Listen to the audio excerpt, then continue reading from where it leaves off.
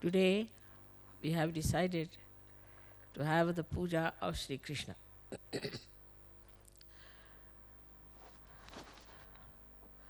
We have many a times done this puja and have understood the essence of Shri Krishna's advent, which was 6,000 years back. And now, what his manifestation was, what he wanted to be accomplished, has to be done in this Kali Yuga. As it is, this Kali Yuga is going into a new realm of Satyuga, but in between there is Kruta Yuga, where this Brahma Chaitanya, or we can say the all-pervading power of God's love, is going to act. At this time, what is going to happen with Shri Krishna's powers? This is what we have to see. Shri Krishna, as I told you, was the incarnation also of diplomacy. So he plays around quite a lot, and ultimately he brings forth the untruth and the falsehood. But in doing that, he judges people. So it's very important that Shri Krishna's powers of his diplomacy were to be manifesting at this time when it is the last judgment.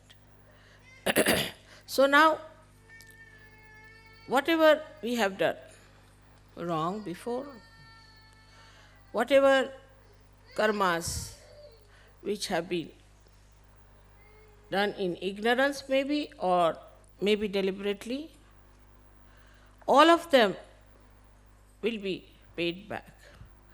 Those punyas which you have done in previous life, this life, will be also rewarded. This is all done through Shri Krishna's principles of collectivity, where he collectively sees the situation. For example, as I told you last time also, that Columbus luckily went to America.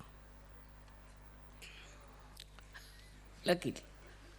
So we were saved, otherwise we would not have been here.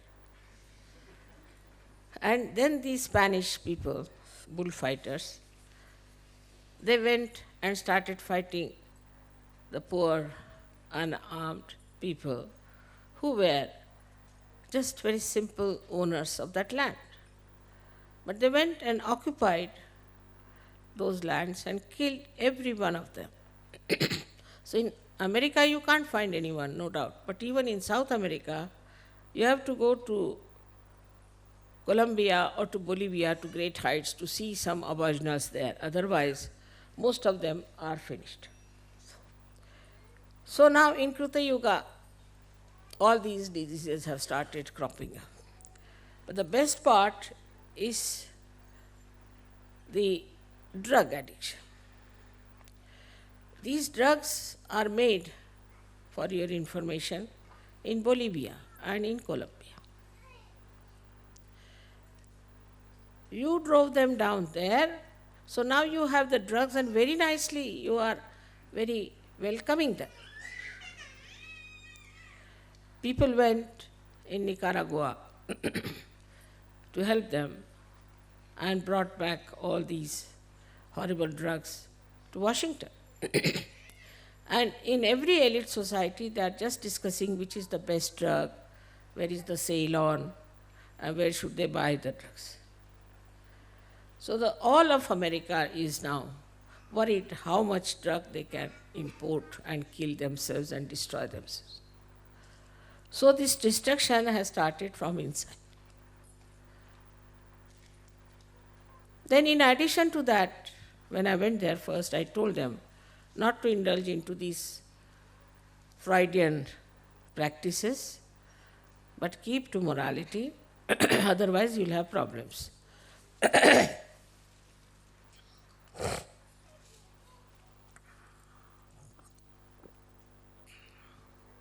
So they had first AIDS, secondly, now your peace disease, and all kinds of secret diseases there. Among 10 people, there would be at least one person who is suffering from that. And among 20 people, there will be at least one person who must be suffering from schizophrenia.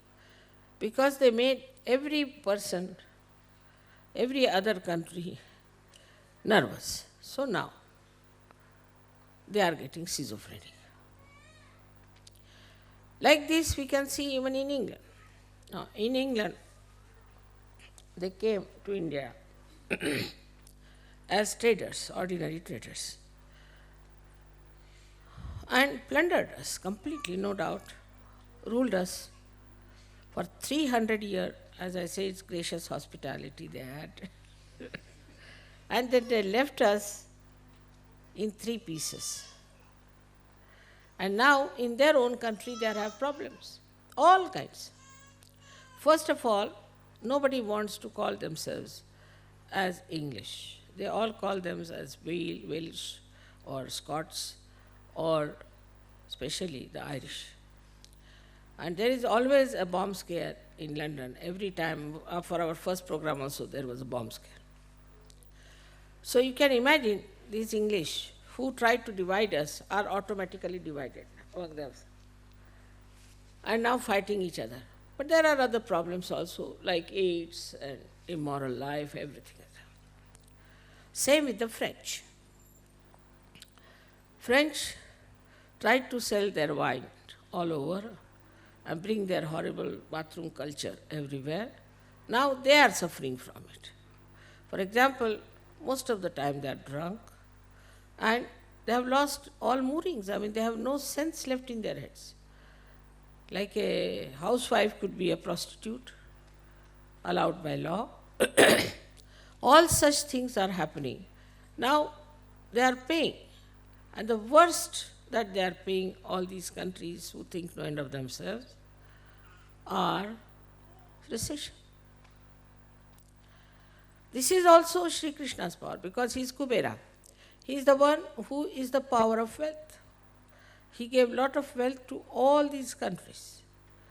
And now they don't know what to do with themselves. You can see in these 50 years how many things have happened, but especially these 20 years have been really remarkable. All over the world, you can find out there has been some sort of a complete change or an exposure.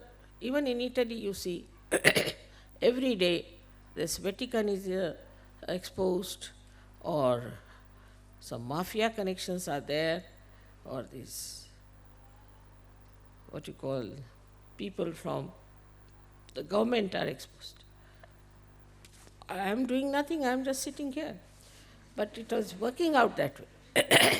Since I have been here, I don't know how many people have gone to jail. God knows. I don't know, which is not brought my throat last days. I had a bath early in the morning, so a little bit. This is Shri Krishna is trying to fill me up.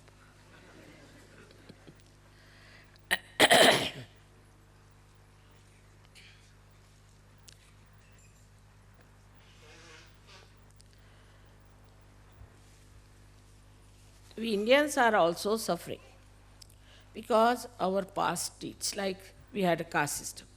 So now the caste system has become the greatest headache for us in India. That's the greatest cancer for us. Like that, everywhere, these 20 years or 21 years have been, just, I don't know, because morning, also reaction on me.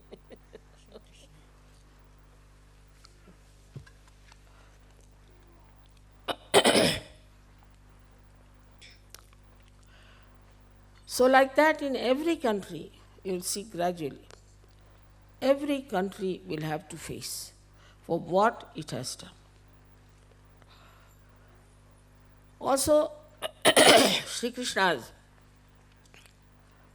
own style was that he never believed in caste system. He himself was born in a caste which is what you call is a milkman's caste. And then he became a king, of course, but to begin with. And he lived like an ordinary person. He used to take the cows outside, look after them, and bring them home.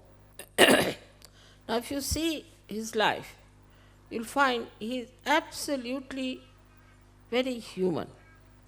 The way he used to tease his mother, tease other ladies, all this is extremely human and childlike and extremely sweet.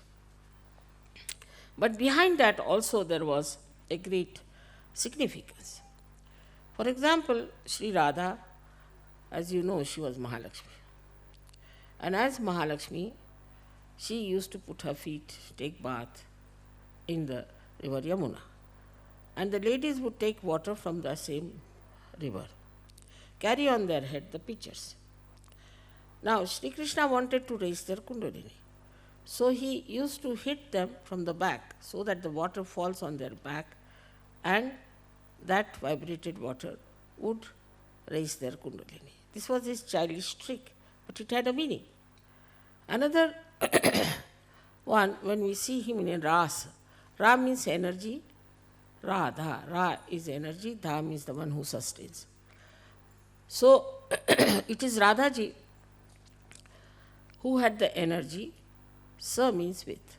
So when they played Ras, was nothing but to play with the energy. And that's how he wanted to have a collective awakening of people, of Gop and Gopis, and he did it. But then he had to leave and fight this Kamsa. In his own lifetime, as a child or grown up, he punished all kinds of devils and women, devils who were like Putna and all. He did it. And in this Kali Yuga also he is active. You have seen how gradually he has finished so many false gurus, one by one. Somebody who called himself Shri Krishna, somebody called himself as God, something else. He finished them all, exposed them nicely. And now we have very few people in the arena left for us to fight. They themselves are trembling and they are quite frightened of us because we are standing on truth. So now when we have to think about Shri Krishna who is residing in our Vishuddhi chakra. Many people have this problem of left Vishuddhi. That is because we are more sort of very social people. Now in the Western society, the social system is so rigid that anybody can collapse with that. Or used to be, now better because of the maybe the revolt, anti-culture. But otherwise, if you could put one spoon from here to there, then you are finished. If you start your food with, say, not with the fish knife, but with an ordinary knife, then you are finished, you are no good. And these French had made even much worse by using a big science out of alcohol. For this alcohol, this is the glass, for that alcohol, that is the glass and all. So the whole collective was made so rigid. It's much more rigid than in India. I used to think Indian collective is quite rigid because of certain conditionings we have. But after coming to the West, I was surprised that it is such a conditioning in the heads of the people that some of the conditionings you cannot remove. Say from Catholic Church you might say, or from wherever it is. But when it comes from somebody like Freud, who was absolutely a devil, they just give up all these conditionings and take to that. I cannot understand any country where there is Catholic Church so predominant, they are following Freud. So, this collective rigidity, which was then, because maybe Sri Rama was a very formal person, Because of him, maybe the collective rigidity might have been in India. But in the West, it is all mental. It's absolutely mental. If you make this kind of hair, then you are all right. If you put oil, then you are absolutely lunatic. All kinds of funny ideas were given, and people started doing like this. If you don't put oil at all, you will become bald. If you become bald, then they will have a business of their wigs. So the whole thing was money oriented. And everything was made so fixed that you had to do it so that they could sell their things. England was, as you know, is tailcoat. You have to wear a tailcoat if you have to see the Queen. I don't know why you have to wear a tailcoat to see the Queen, but it's compulsory. And if you don't wear, then you are not allowed. So they have to borrow these tailcoats and all that from one shop, which can be tight, which can be loose, and everybody looks like Charlie Chaplin too. They can't walk straight. So, this kind of stupid rigidity that came into the West has really made them very nervous. People are so nervous here. If you tell some lady that I'm going to come and have food with you, she will collapse. God knows what she thinks. I mean, it is caring for the public opinion or her own conditioning. But in an Indian housewife, if you tell her you are going to come, she'll be the happiest person. She'll be very happy that you are coming to her house for dinner. But here, even if you say, I would like to come and see you in the evening, they'll say, all right, come in the pub. Because they're so nervous. They are not sure of themselves. And this has come, I think, perhaps from these norms that they have been created in the West. In India also we had lots of these ritualism that came up very serious. Like we had people, Jainis, who would pick up their hair with their hands. They are not supposed to use any knives or any scissors or any barbers. So they were supposed to pick up their hair on their own. So from their beard, from their this thing, they would pick up all the time. That went to such a horrible conditioning that they would say that even if you breathe, then you might consume some animals. So they would put some sort of a cloth before their mouth and all kinds of nonsense they did. At that time, Shri Krishna came in. His own cousin was a Tirthankara. You will be surprised, Neminath. He became a Tirthankara. And that made Shri Krishna think about it. That this kind of stupid ritualism that we have, like in the morning, women will get up in their sleep, they will go put some water for Tulsi, do this thing, that thing, throw water here and there, and also untouchables and touchables, and you can't take water from this, you can't eat this, you can't move like that, all kinds of restrictions. Timing, everything. This time is not good, that time is not good, this you should not do, that you should not do. To such an extent that the whole movement of our country was around these rituals. I had nephews who used to come to Bombay for their work. Every time they went to Lucknow, they would come with shaven heads. I said, what's the matter? He said, there are many people in our family who are old, and when they die, we have to shave our heads. So every time they went and somebody died, so they came with shaven heads. Like that, such horrible rituals existed, and even now in the South India, a lot of rituals are there, terrible rituals. And they cannot get out of it, they are frightened. If they get out of it, then they might be sinners or they will go to hell. So the Indian conditioning was, as far as these rigidities were concerned, for religion.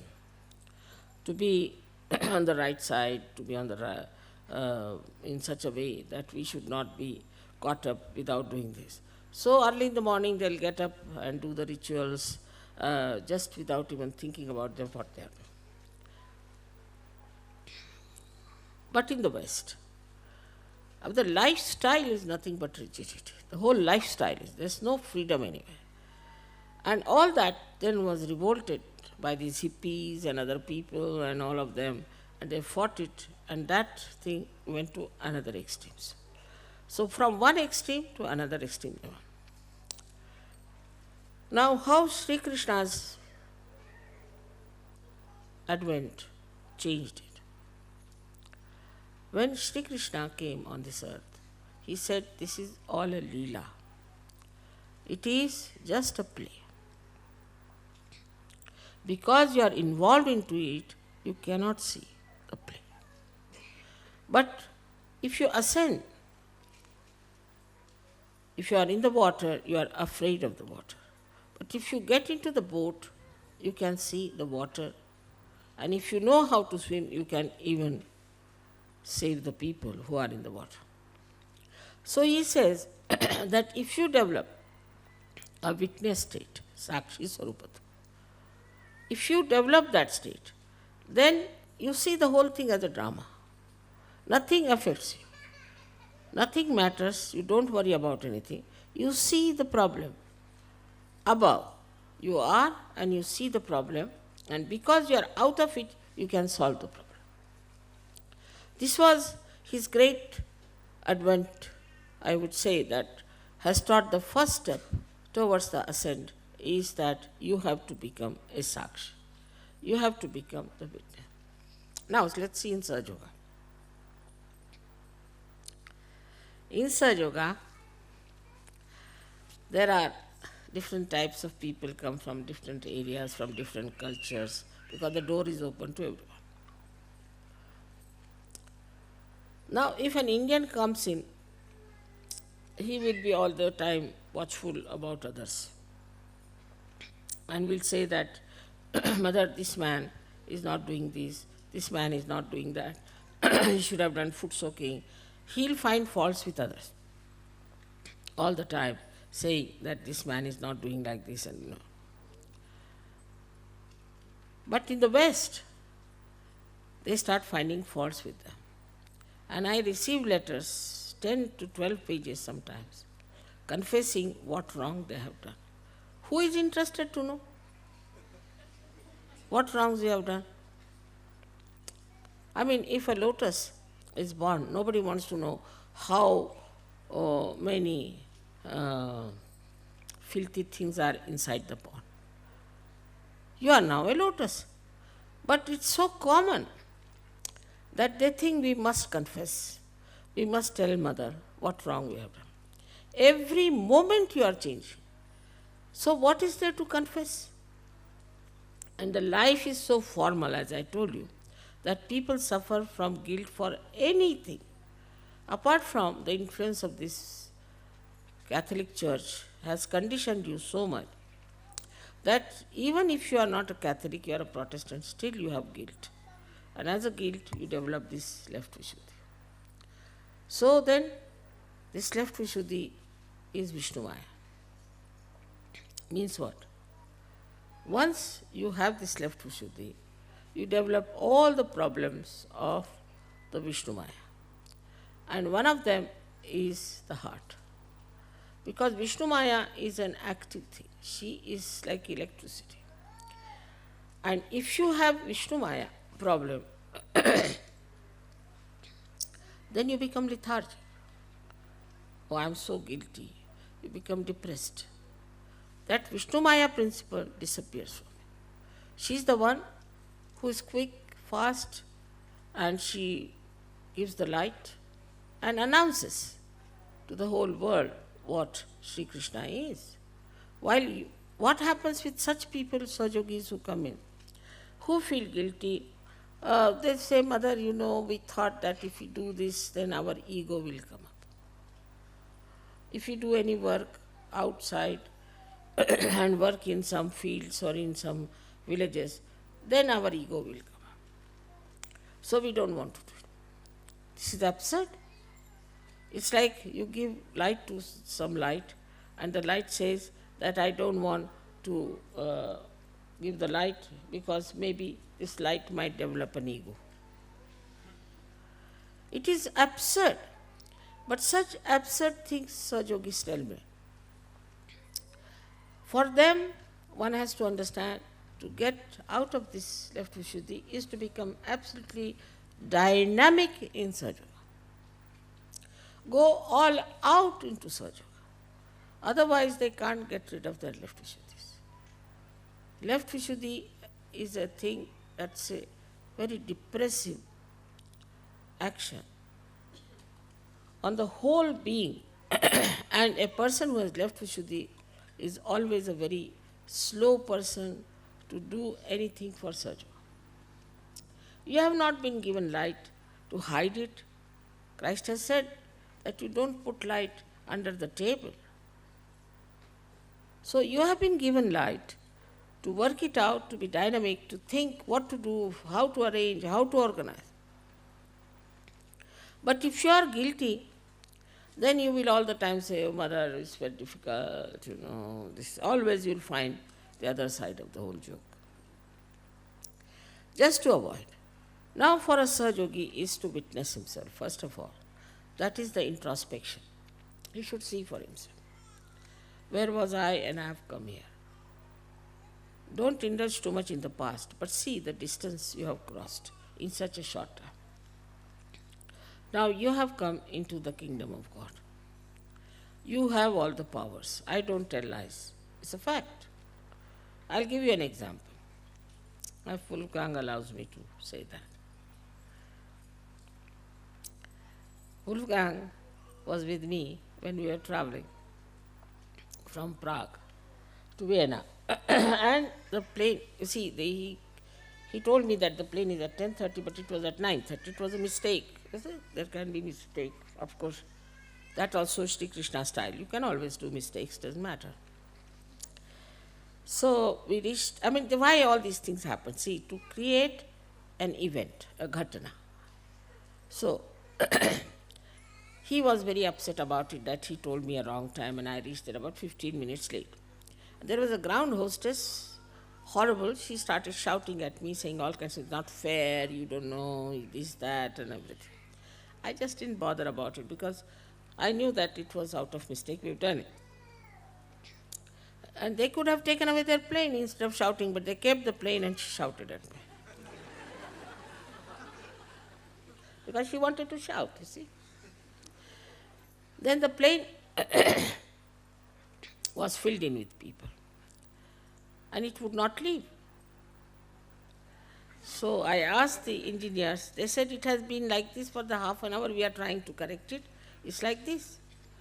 So it's all right. He said that you'll have to wait till we put it right. But because she shouted at me, Wolfgang was full of tears, you see. Just look at this German having so many tears in his eyes.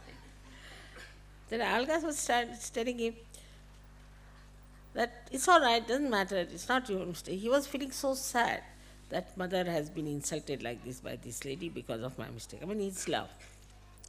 Now the power of his love was so great. At the same moment, there were so many, about 50 people, Sahajogis standing on the balcony watching us. We also felt and they also felt, but they felt a tremendous cool breeze like a big blow came to them and blew upon them vibrations, and they just got enamored. And suddenly when they opened their eyes, what they find, the whole sky was filled with clouds. There was not a single cloud. In 1 second from where the clouds came, God, it was all completely filled with them. Then they asked us to get out because they could not do anything. So when we came back, it started raining. When we came in, he got after that lady, he said, now, whom are we to shout? We can't catch our planes now. And then they announced that all the flights are cancelled. So see the power of his love for his mother, that the whole sky couldn't bear it. You see, his eyes became the sky. And in a second they said, Mother, we have never seen such a miracle that there is not one single thing, and the whole thing was filled with this. So you must know your powers. That is what is, first of all, witness yourself, is the introspection. See for yourself how many powers you have got. Now with your left Vishuddhi, you will always conclude, oh, how can I have any powers after all? I have done this, I have done that. Even if you give somebody 100 pounds and you tell him that now you go to the market and buy something, he say, oh, what's the use of these 100 pounds, this, that. Use it. As simple as that. But then Sajogis start saying that, no, Mother says, but how can I have? How can I have these powers after all? It's not possible, I'm no good. Because that left Vishuddhi is all the time telling that you are good for nothing. It's like a leaking hole in your brain that takes away all the sense. And you accept it. So first thing is to introspect yourself and see for yourself how many powers you have got. Like in the beginning, no Sahajogi would give realization in India. Nobody would even touch any.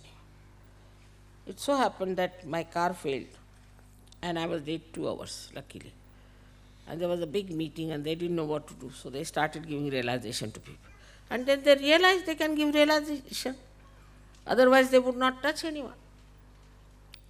Now you know that, what you can do. You also know that whatever you say happens. Whatever you want, you can get it. Try. But if you don't do it, then you will be all the time half-baked. Take the experience of your powers. See how dynamic you are. Don't have formalities about it. Just use it fully and you will be amazed that you have so many powers. Somebody told me that, Mother, you have given a siddhi to widow. I have given siddhi to all of you. I never discriminate. But it's only he is very brave. He has used it left and right. He uses left and right. If you do not use your siddhis, what can I do? I have given you all the siddhis, no doubt about it. So try.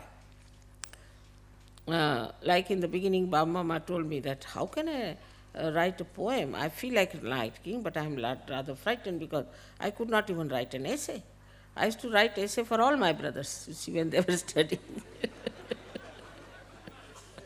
Because I was very good at languages.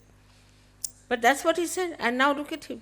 I told him, you go ahead and write, whatever you write. He said, I may write something wrong. It doesn't matter, write it. In the same way, somebody wants to paint something. One should not think how they will criticize or anything. Just paint. If you want to sing, just sing. If you want to do anything, any manifestation, just do it boldly. Go in a big way. You'll be amazed at yourself how you have achieved it and how you are doing it. It has worked with so many artists, you know that they told you about himself. And so many, they can tell you that this has happened to them. So now the first thing is to know that you have powers. Now believe in them. Have faith in yourself. If you have left Vishuddhi, this Vishnu Maya won't work out. But be like Vishnu Maya. Just give up this guilt. No, I am a Sahajogi, I am not an ordinary person. People sometimes talk to me and I say, do you know what you are? What, Mother? You are a Sahajogi. Oh, I forgot.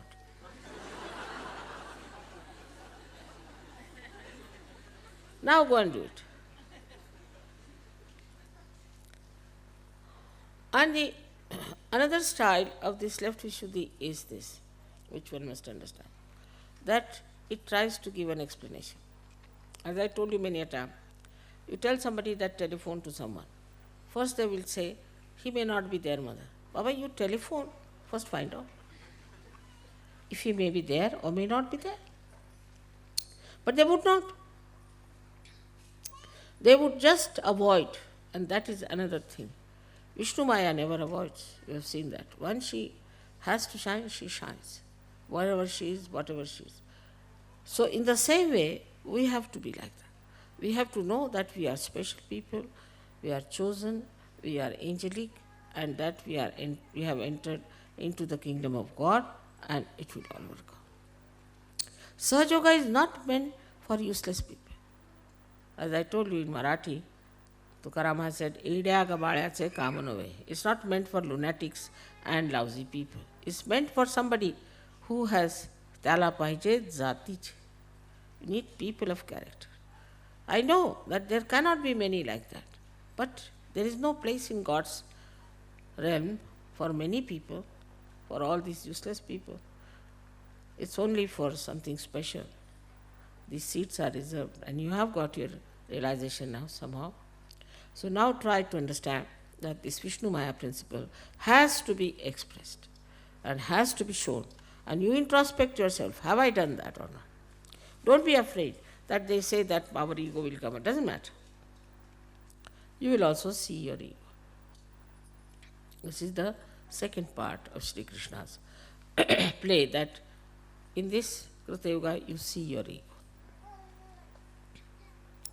There was a lady who was rather not very kind to some Maharashtrian ladies. So I told her, you have got right side. She wouldn't believe. She came to see me in Rome and she fell down on the right side completely. Then she realized that her right side was not all right. So to know that whether you have a right or a left, that's a very good method, is of meditation. Now the third situation is that you must accept whatever is wrong with you. If you do not accept, then you are not being kind to yourself. That is the central part of it. That you must accept. Yes, this is something wrong with me. I have gone in this part, I am wrong of my Vishuddhi, or that part I am wrong. So now I have to improve.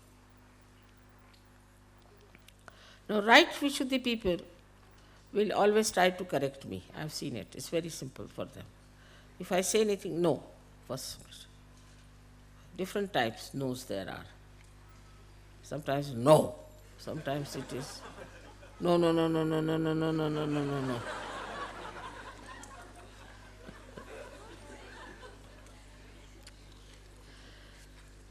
They will contradict me or try to put their own idea. And then they discover that it was wrong. They should not have said it. Say, for example, if I say, I saw these things lying here. They said, no. I said, I saw with my own eyes. And once I see something, it's registered, so it's there. No. I said, all right, just try to find out. It's there. How is it we didn't see? I said, because your no was written on your eyes, I think you couldn't see anything. And then they'll pull their ears. That's the best. But if you see that this is a habit I have of saying no to things, so first of all, I also test you. Supposing I say, it is just now 9 o'clock in the night. You just say yes. Let's see what happens. Try to see. You see, I test you very many times like this. And then I see that some people, if I say so, all right. If it is so, if Mother has said, it is so. And then it starts building up their faith very well. I can see there clearly how they are coming into the realm of real faith. And there, when I say something absurd, they will just smile. They know it is Mother is just testing us, you see. So they will just smile. They won't do anything, but they will just smile. And then, if it is so, and if they don't know, they'll say, yes, it must be. Mother must have done this or said so. So your testing time is there. You have to test yourself. As Muhammad Sahib has said, that your hands will speak and they'll give witness against you. So on your hands you will know. Now these hands are the blessings of Shri Krishna. They come out from the same Vishuddhi. And as you know, the pelvic nerve serves it on all that. And there are 2 chakras of one Lalita and Shri chakras, all on these both sides. They also play into the hands of Shri Krishna. With these hands we can feel the vibrations. Now if your right Vishuddhi is too strong, you may not feel. If your left Vishuddhi is too strong, you may not feel. But that doesn't mean that you haven't got realization. You have got. You just work out your hands. Now for working your hands, you have to see that you don't use them for useless things. That's very important. Because you have special hands. These hands are the ones with which you spread the collectivity. Now for example, Italy example. This. Here the people when they talk, they'll go on.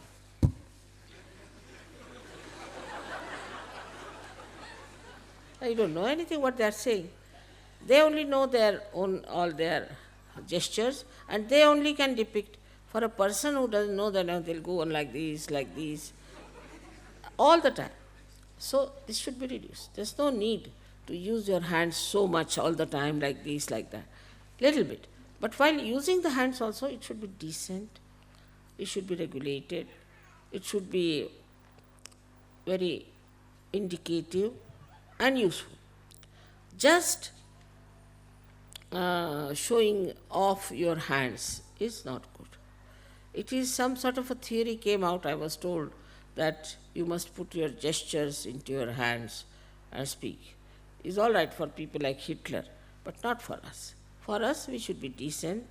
We should, whenever we have to say, now for example, you want to point out something to someone, you should say, do this. This is Shri Krishna's finger. You can't use it like that. You say, do, means supporting it. This looks better.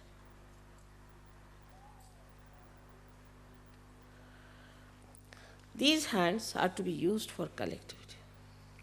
See, we say namaste when we meet others.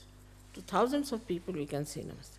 But I don't like the shaking hand business because it's no good. Shaking hands doesn't create any collectivity. On the contrary, you might get all kinds of pins and needles and all kinds of problems from others. But when you talk to people, also, with these hands only you can feel them. With these hands only you can care your children.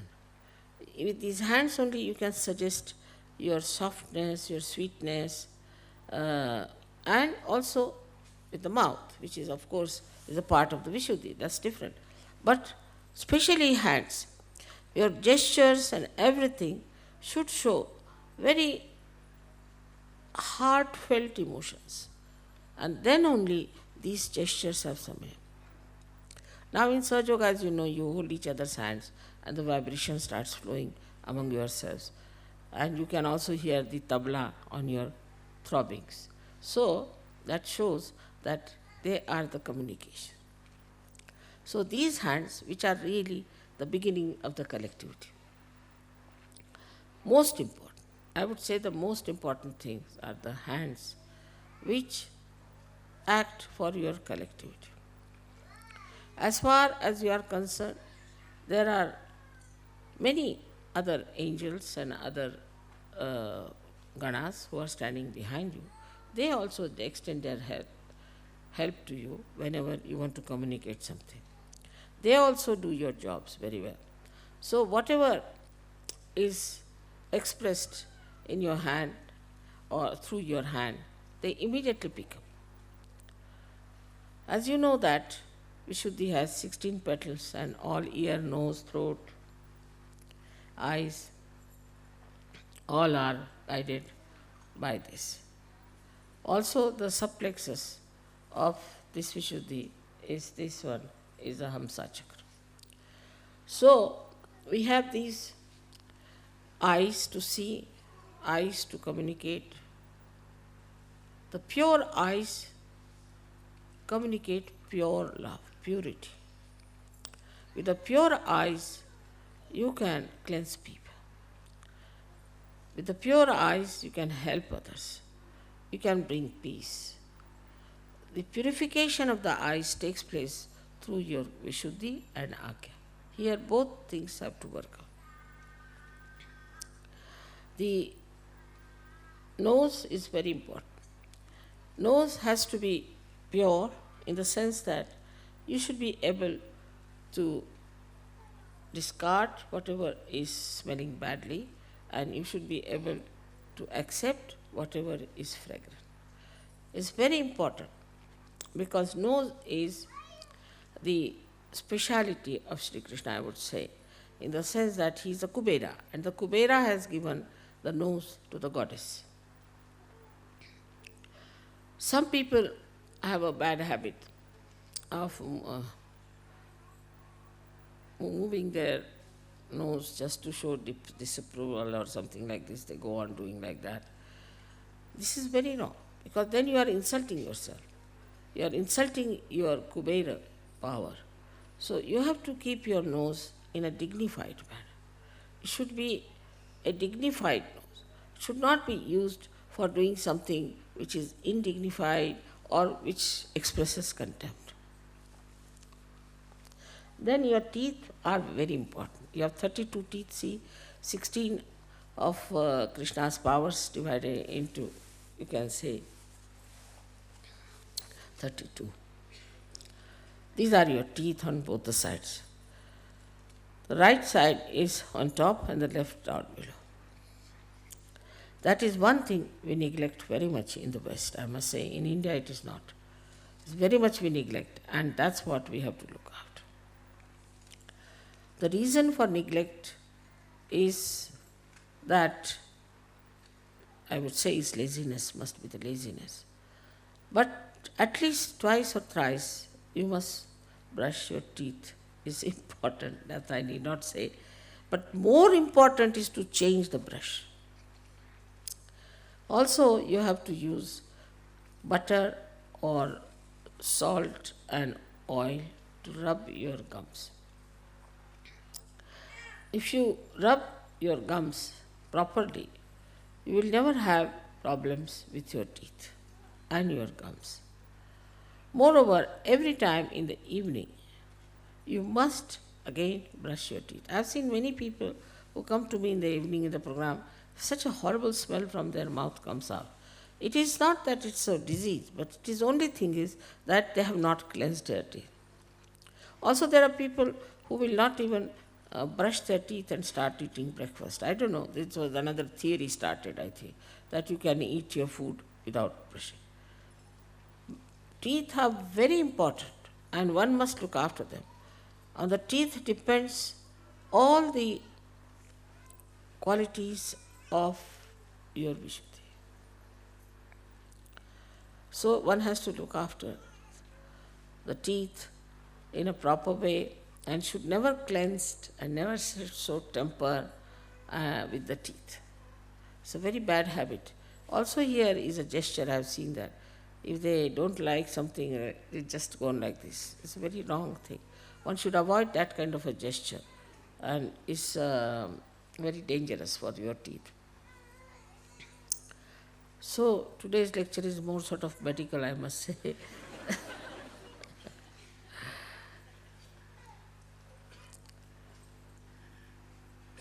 A person who is spiritually endowed has an expression which can never be aggressive. He may not be good looking, he may not be very sort of attractive personality, but the expression on the face is absolutely saintly. That is also the blessings of Shri Krishna. I have seen people after 1 year of realization, and I was surprised how their faces were changed that I could not recognize them who they were. The whole thing becomes absolutely mild, soft, peaceful, and very joyous. All the qualities of Shri Krishna can be expressed on your face. You can be sometimes mischievous to look at. So many expressions there are which come on the face and give you a very sweet feeling.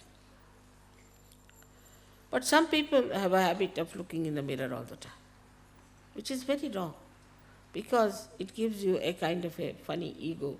It's better to look at Shri Krishna's photograph than to look at your own faces, so that your face will become like that of Shri Krishna. Instead of you start looking in the mirror all the time, what will become of you, God knows, because if you go to your past, God knows what will become. So also I am thankful to psychiatrists that they don't like narcissism. But it's very dangerous to all the time watch your face in the mirror. Very dangerous. It creates a very funny personality that you start telling yourself, oh, I'm Napoleon, so you become Napoleon. And start behaving like Napoleon. Next day you find one Napoleon walks out of the bathroom.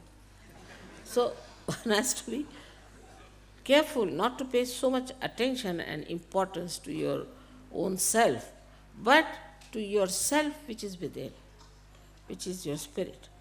And if you look after that side, then all these things will happen in such a beautiful manner. Also the hair are looked after by Shri Krishna.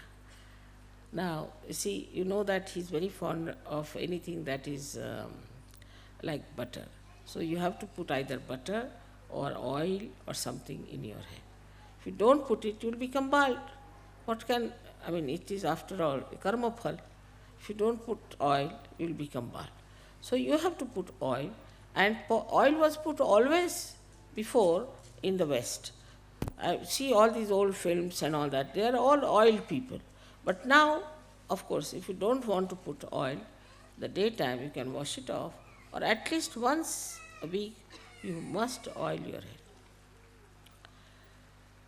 Shri Krishna's star is Saturn, Shani.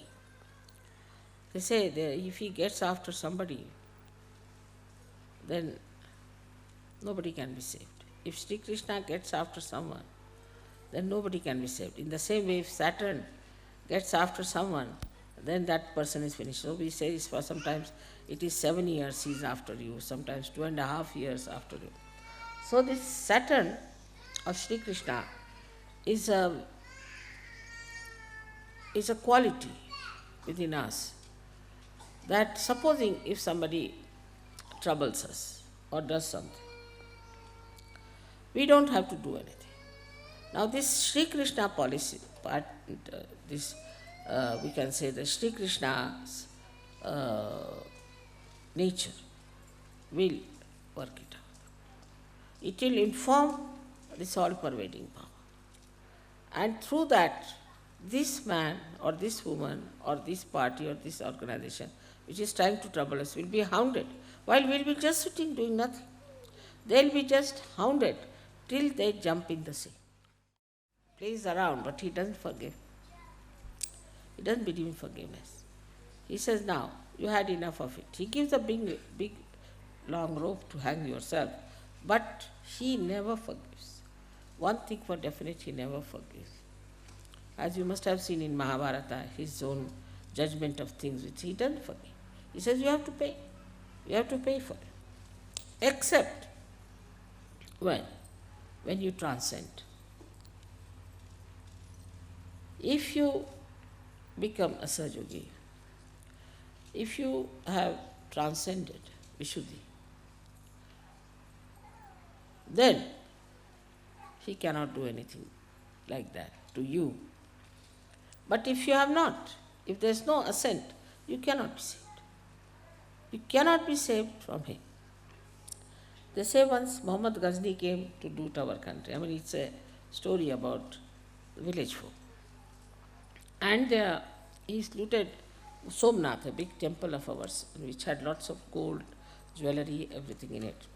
So these Brahmins were, taking money from all these people and looting them and putting them in the temple and using them. And the rest of the people were very poor. So it was sort of a reaction in them, and the story they tell like this. So this Muhammad Ghazni looted Somnath, is the temple of Mahadeva. Now Mahadeva never needs any ornaments or anything, but they had put this there. So Hanumana saw that Mahadeva got out of the temple and was running. So Hanumana ran after. Then at one point Mahadeva sat down and Hanumana came. He said, "You are the god of gods. Why are you running? What are you afraid of?" He said, "You don't know this Muhammad Ghazni?" He said, "No, I don't know." "All right, hide behind a tree." They hid behind a tree. So this Muhammad Ghazni came and sat down. This is the folklore, folk people tell. Sat down under that tree and turned into Shri Krishna. He said, "This horrible thing, if he gets after someone, who can be saved? Under my nose, these Brahmins were making money and all that, putting it in Somnath temple, which was not to be done. I couldn't do anything, so he came, and with this fellow after me, I cannot be saved either, so I am running away from the temple." So this is the story given by the villagers, but which shows that if Sri Krishna is after somebody, then nobody can save that person. He has to run away, because he has so many tricks and so many styles that you can't get out of it. He'll use his brains in so many manners, and that he'll put that person right who is trying to trouble you. So you must have complete faith in the powers of Sri Krishna, which is within yourself, which is being aware. And also, if you have ascended fully out of this, then he will not trouble. But if you have left Vishuddhi, he will trouble you, definitely. If you have left Vishuddhi, Sri Krishna will definitely trouble you. And be careful. So get rid of your left Vishuddhis now. That's very important. Because then Sri Krishna will take your test and will make you so miserable that you will not know why. Mother, you see, I did this puja, I did this, till they see now this is the situation in my family, this is what happened. All right. Are you a Catholic? Yes. Feel guilty? Yes. So have it. What can I do? Sri Krishna cannot be controlled by anyone. He does whatever he thinks proper, and he is meant to really punish much more than the mother, I get it. They say that she is Ati Raudra, Ati Saumya. She is the one who is very hard and also very, very soft. But up to a point, he is not. Nothing can convince him. Once you get into his control, then he'll see to it that you are put right. Left, right, anyway, he'll make you all right. So one thing is there, that you should be sure that you should have your Vishuddhis all right, first of all, and also get Sri Krishna manifesting on others. You don't have to do anything. He'll look after you, everything, and work it out. But left Vishuddhi is a disease of the West. I also feel so much from you all that I sometimes feel like running away to India, because in India nobody feels guilty. They don't believe in feeling guilty. What is there? We have not murdered anyone. Why should we feel guilty? Here it is a disease with everyone. I feel guilty. I don't know who has introduced this idea. Maybe this Catholic Church, but carried too far. So then, we come to the Viraata's point, is here. Before that, we have to cross the Hamsa. Without that, you cannot reach the Virat point. So, Hamsa is, as you know very well, is the discretion, divine discretion, which must be within you. Once you develop that, then you don't commit mistakes. You never commit mistakes. Mistakes in the sense you don't do things which are again pushed back on you or for which you have to pay. It's just a very straightforward life. It's so, it's so. With this discretion, absolutely you have a complete understanding as to what has to be done, what not to be done. And if that is established, that discretion is established, in many Sahajogis, I must say, discretion has come even with the left Vishuddhi. Even if they have left Vishuddhi, they have this discretion. They know what is right and what is wrong. With that divine discretion, the first thing that happens is that people get impressed by you. It's real collectivity. It impresses the collectivity. A person who has divine discretion, people immediately see the wisdom of that person and think, see now, this man, how could he be? He's so young, how could he be? He's such a child, how could he be? So this divine discretion, which is the, here, Hamsa Chakra's speciality, when it starts manifesting, then automatically you impress the collectivity. This is a very important point one has to know. While introspecting yourself, you just see if you have developed this quality of divine discretion or not. For example, there are many I have seen when they come to the program, they come and tell me, Mother, some Sahajogi told me that you have a bhoot. Have I got a bhoot in you? I said, not at all. How can there be any bhoot in you? He may be happy. But the divine discretion is not to tell him just now, but to remove it. So divine discretion gives you a complete understanding. What is the way to handle another personality? What is the way to handle a collective? How to talk to others? How to impress on them the right things? It's a very, very expansive manifestation in so many directions. If you have no divine discretion, you start speaking what you should not speak. You start saying at a time when you should not say. I mean, you'll have no sense at all of any direction. So to have divine discretion is very important, for which, as you know, Hamsa Chakra physically as well, mentally and also spiritually must be kept all right. In my Hansas, we had one puja where I talked about it. The last is the Viraata. That is the state you have to reach. The Viraata is here in front, as you know. And I was surprised when I went to Nepal, which is a temple of Shiva there. Despite they were worshipping Shiva, they were putting all the kumkum here. So I thought that they don't know why they are putting. Because even if you worship Shiva, you must also worship here the Viraata. They don't put it here. Because they are absolutely 100% only Shiva worshippers. So why should they put it here? Because somebody who knows, who was Gnostic, has told them that this is the place of Viraata. Once you get into Viraata, then all your ideas of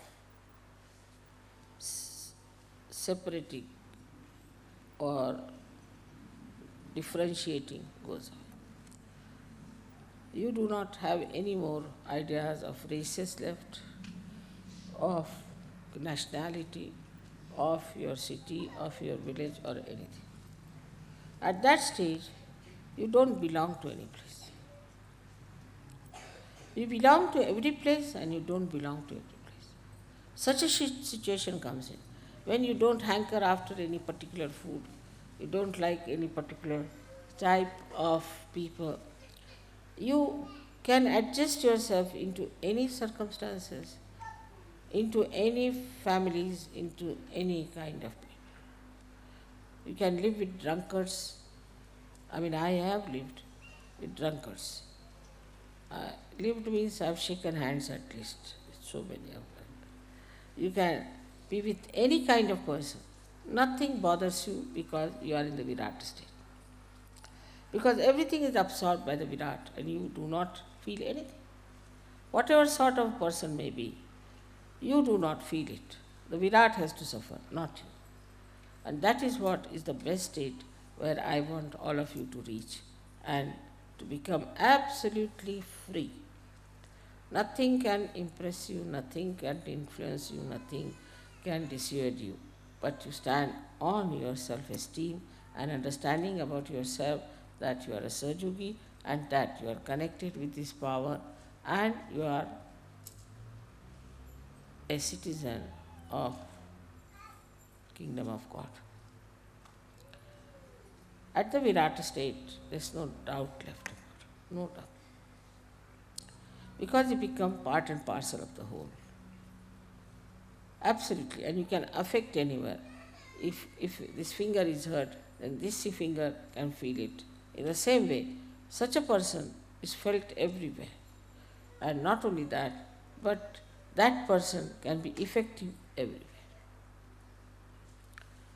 For that state of reaching to Virat, one should try to slowly, gradually, yan neti neti vachaner nigamo vachus. You have to go on saying, this is not my sister, this is not my brother. They are all my brothers, they are all my sisters. I love them the same as my sisters and my brothers.